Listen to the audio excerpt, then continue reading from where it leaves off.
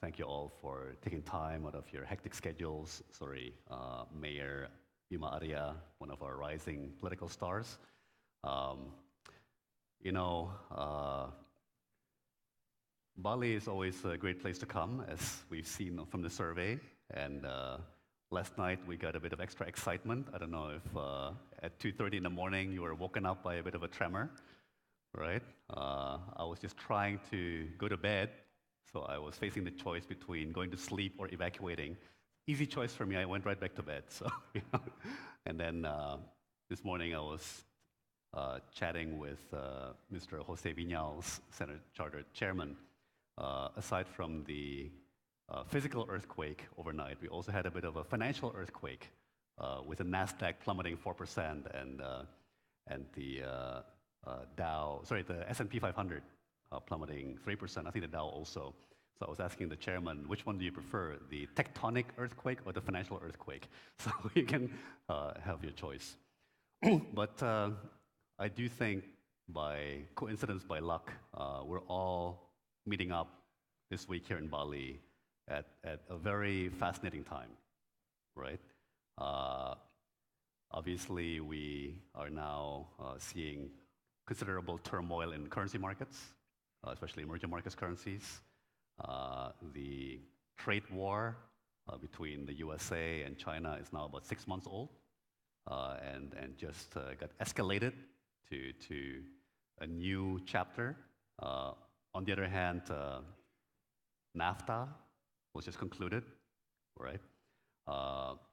It's remarkable. The finance minister of Turkey, President Erdogan's son-in-law, is in town.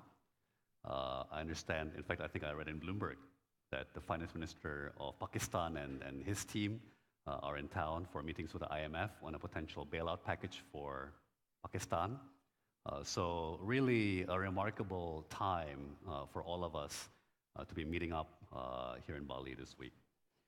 I think I want to just get us going with a couple of things, right? It's kind of a cliche to say that we're meeting at a crucial juncture, right, or at a historic moment.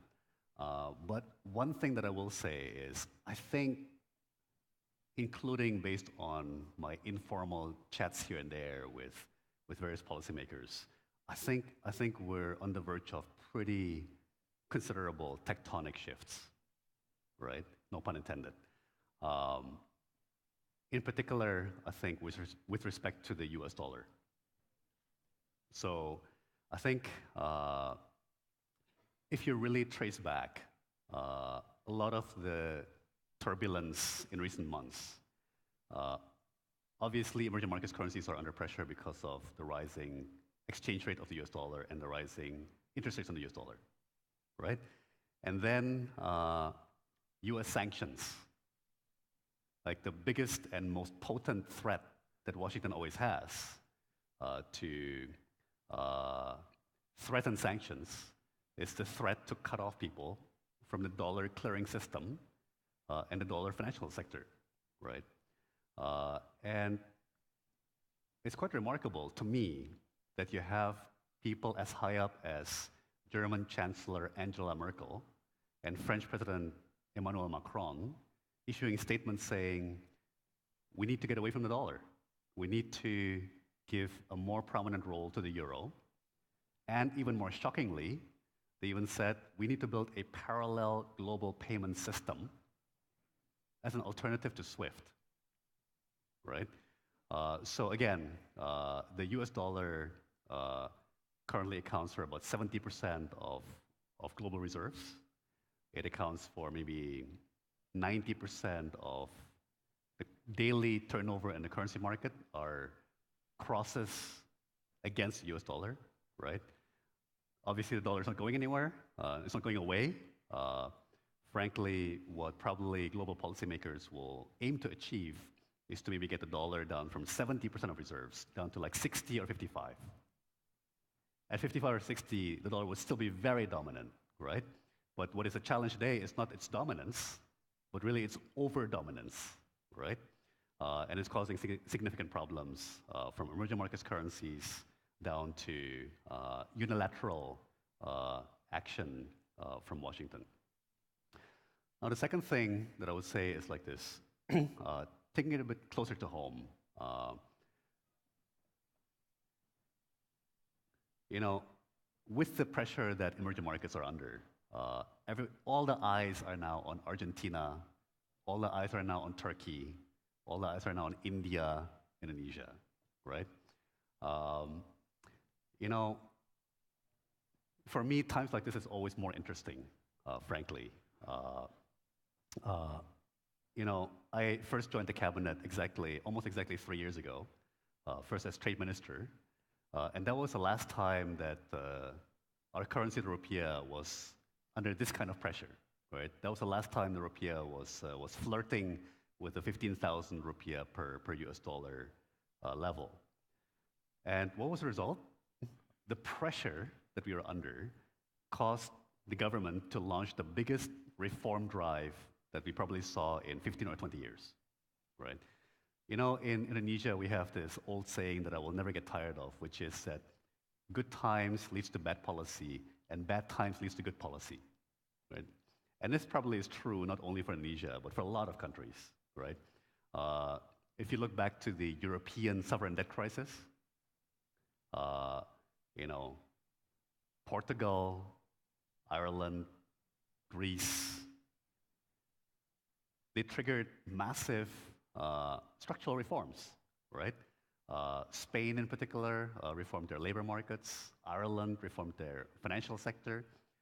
And remarkably, only 3 years after these drastic reforms, those economies were booming again. So Ireland is booming, Spain is booming, Portugal is doing well, Greece just now exited their IMF bailout program.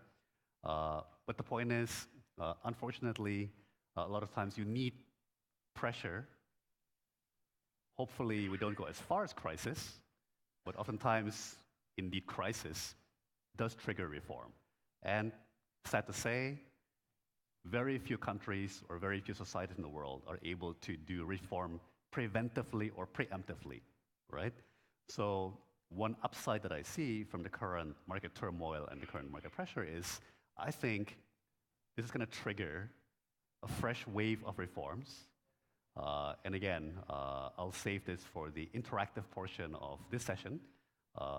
You know, I'll welcome any specific questions you may have, but certainly based on my internal discussions with President Jokowi, with other members of the cabinet, you know, we can already identify a number of reforms which, frankly, were previously completely not on the table. Now, with the market pressure and the currency pressure, are suddenly back on the table, right? So I think the crucial question on investors' mind is what next, right? How do we position ourselves for what's coming next in the markets? Personally, I think markets probably have stabilized for a while, right? And again, like if you look at 2015, it was not so long ago that there was doom and gloom, right?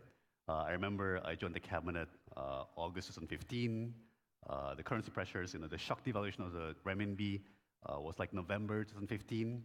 I came to Davos in January of 2016. Everybody was gloomy. Everybody was so gloomy, right? And as it turns out, that was actually the beginning of the recovery. So throughout 2016, 2017, and into 2018, that's when all the emerging market currencies rallied, all the central bank reserves replenished, right? But how did it happen? It happened because it forced countries like Indonesia, like China, like India at that time to embark on serious and concerted reforms, right? So, and that's what I predict is gonna be ahead for us in the next 3 to 6 months. So with that, maybe we'll move to the interactive portion.